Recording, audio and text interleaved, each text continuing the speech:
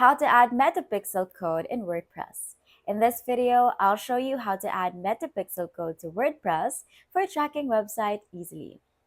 So to get started, the Metapixel, formerly Facebook Pixel, helps track visitors, retarget users, and improve ad performance. But it needs to be added to your site's header properly to work. First, go to your Meta Ads Manager or your Events Manager and create a new pixel. You can do this by clicking on the Events Manager and then there's three horizontal lines right here, and then click on Connect Data Sources.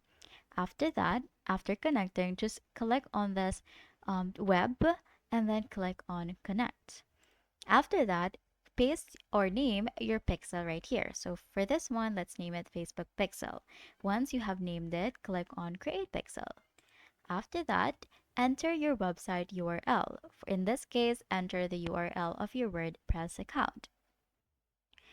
After that, if you prefer the plugin route, because you actually have two main options in WordPress, you can use a plugin or editing theme files.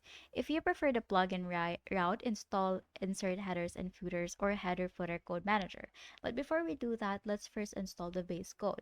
So what we're going to do here is to install the base code by pasting or by copying the code we have right here. After copying that, we are going to go to the WordPress. Again, you have two options, plugin or editing theme files. If you're going to edit your theme manually, what you're going to do is to go to Appearance and then click on the theme file editor right here. Now, after this, click on the header.php. Now, paste the pixel code just above the closing or just above the head tag right here and save the file carefully because any mistake could crash your site. Once installed, go back to Meta and use the send test traffic feature to confirm your pixel as active.